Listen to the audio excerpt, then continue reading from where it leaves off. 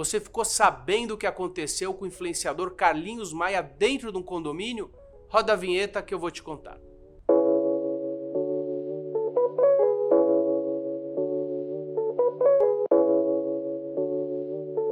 Podcast com Rodrigo Carpati.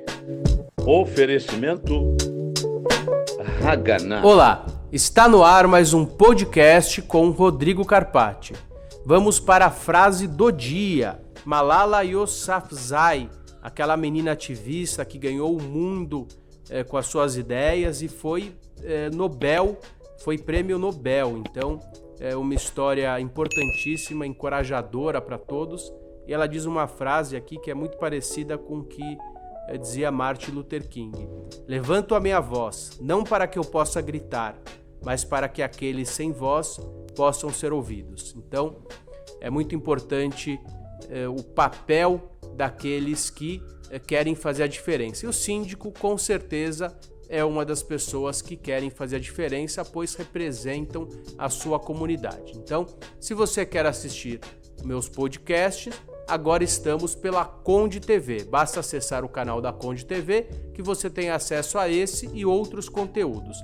Para ouvir por áudio, no carro, no trabalho, no caminho da Assembleia, você pode acessar em qualquer plataforma streaming que você vai encontrar ali o meu podcast.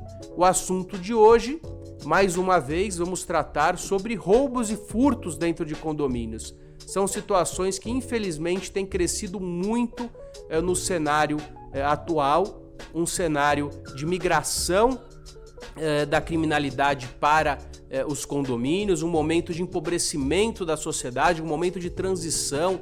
Nós estamos aí em vias de uma nova eleição, a renovação dos nossos representantes, inclusive do presidente da República. E quero trazer à tona hoje o que ocorreu com o Carlinhos Maia, que é uma pessoa importante, uma pessoa que mora lá em Maceió e que em viagem ele foi furtado. Entraram na residência dele e roubaram mais de 5 milhões de reais em pertences. Então, é o que nós podemos tirar com essa história. Primeira situação, o meliante, conforme noticiado, ele pulou o muro através de um hotel ao lado.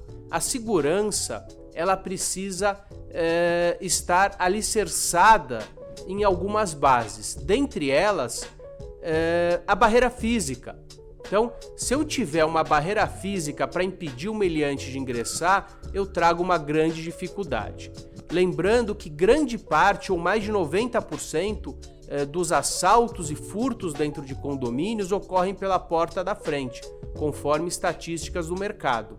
Então, a portaria é o centro de comando daquele condomínio, mas é imprescindível que exista uma barreira física para que as pessoas possam se proteger. O treinamento dos porteiros também é essencial. Então, um porteiro bem treinado é um porteiro que vai responder a situações de risco.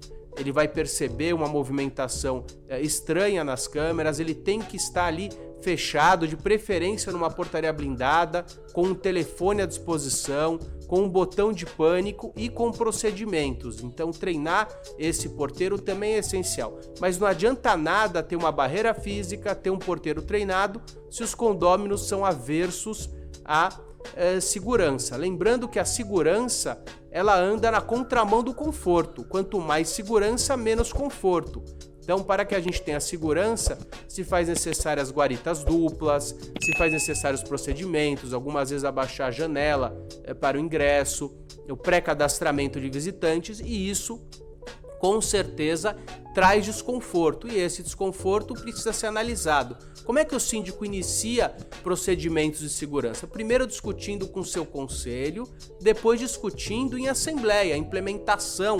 Lembrando que a implementação de procedimentos, ele não precisa passar pela Assembleia, pode passar, ele precisa passar necessariamente se ele for alterar o regimento interno, mas orientar os porteiros, trazer medidas de segurança sempre corroborando com o que já está na convenção, não existe a necessidade de aprovação. Mas para algumas implantações, como aquisição de equipamentos, aquisição de alarmes, troca de cancelas, isso precisa passar por uma assembleia e com quórum de maioria simples. São obras, via de regras, necessárias. As questões inerentes à segurança, com certeza, dependendo do perfil daquele condomínio, da portaria, são necessárias. Algumas podem se tornar úteis.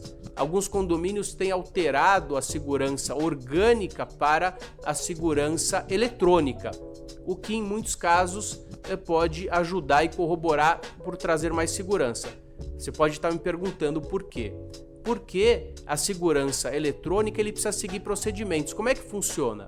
É um elemento numa central que atende alguns condomínios. Então, naquela central, ele tem que ter mais procedimentos. Então, ele só vai liberar a pessoa pré-cadastrada, ele passa a ter ali um acesso maior às câmeras. O condomínio, para implementar, precisa ter mais câmeras, mas a segurança não está ligada à forma de portaria. A segurança orgânica ou a segurança eletrônica podem ou não ser seguras dependendo de como são implantadas. Lembrando que o condômino, via de regra, é quem traz aquele meliante dentro do condomínio. Então é muito importante que ele trabalhe para evitar furtos. Por exemplo, furtos ou roubos.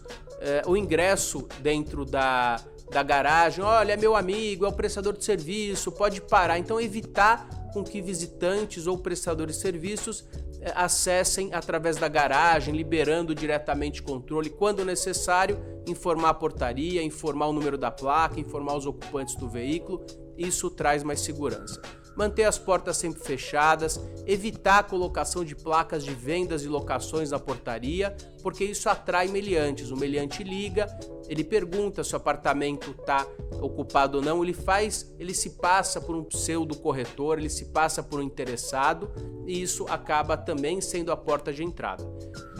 Para o condomínio, é importante também que o portão seja ajustado, falar com o técnico do portão, porque muitos meliantes têm levantado aquele portão e feito vários arrastões. Então o pino do portão pode ser substituído por um cadeado, o portão duplo dificulta mais o ingresso, portões mais robustos. Tomar muito cuidado porque algumas máquinas são facilmente clonadas, então verificar isso com o seu técnico. Ter sempre um monitoramento de imagens nas nuvens, porque ajudar depois a solucionar, entender o que ocorreu, é essencial para que furtos e roubos não se repitam. Essa situação é infelizmente uma situação chata de se falar, mas é importante para que as pessoas tomem muito cuidado, fiquem atentas e possam aí evitar dissabores dentro da sua residência. Espero que o Carlinhos Maia não fique aí traumatizado, tenha recuperado parte do valor que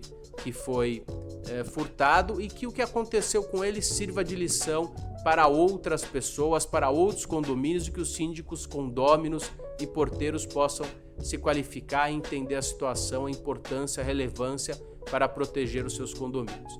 Bom, chegamos ao final desse podcast. Você pode rever esse programa ou assistir outros através do canal Conde TV, ou se você quiser ouvir no carro, no trabalho ou no caminho da Assembleia, você pode escutar através de qualquer plataforma streaming.